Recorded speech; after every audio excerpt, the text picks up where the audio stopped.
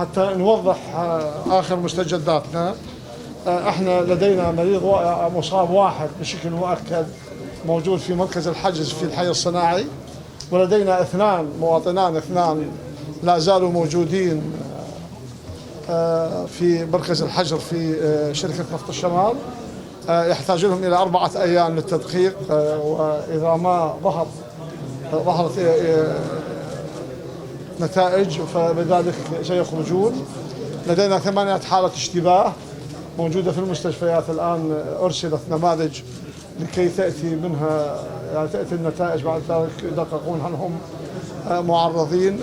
الجميع يعلم أنه المرض لا زال يتنامى في العالم بشكل كبير.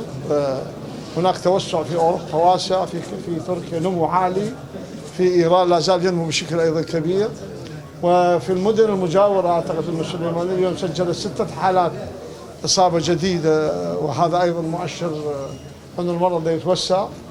احنا إجراءاتنا اليوم سيستمر. طبعا أيضا نهيب بالمواطن الذي كان متعاونا في قضايا حظر التجوال أن يكون أيضا ملتزما بذلك، كون نحن معطلين الدوام فهو ليس هناك حاجة للدوام سواء كان في المدارس أو الدوائر الرسمية، وسنحدد دوائر أساسية بدوام بسيط لتمشية أمور معينة سنذكرها الآن في المؤتمر الصحفي.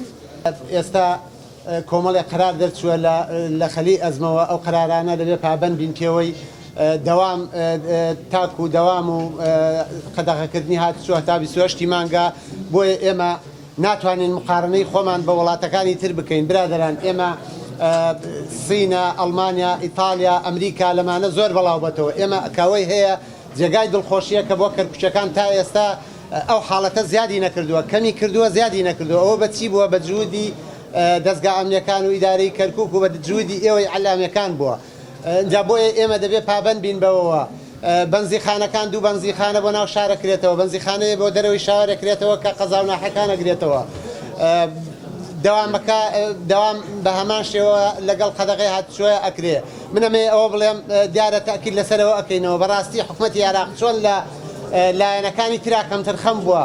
برادران، لە ساڵانی ڕابردووە لە سەر جەمبوارەکانە کەمتر خەم بووە لە پێشکەشکردنی خزمەت گوزاری، لە گەندەڵی، لە کۆمەڵایەتی، لە ئەمنی، لە عەسکەری، لە ئەو شتانە کەمتر خەم بووە. بۆیە ئێمە دەبێت اعتیبادمان لەسەر خۆمان بێ.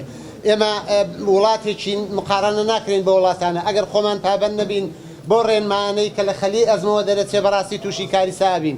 بۆیە دەبێت گرنگترین شتەوەی ئێمە پابەند بین پێوەی و دەرنەچین و بۆ دەرەوەی کەرکووک دەرنەچین. بڕیارێکی تر دەرچووە کە هەموو مەداخلەکانی کەرکووک دابخرێ.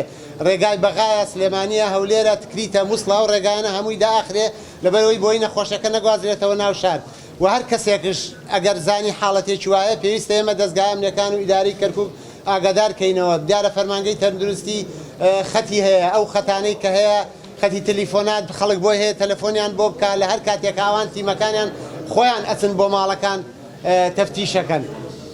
بۆیە لە کۆتاییە سوپاسدانەکەین و ئێمە دەبێت گرنگترین شتەوەی ئێمە پابەند بین بەوانەوە و اعتیمادمان لەسەر خۆمان بێ، لەسەر کەرکوچەکان بێ، اعتیماد نەکەین لەسەر حکومەتی عێراقی. وەکو برادران باسییان کرد لە زۆر لایەنەوە کەمتر خەم بوونە.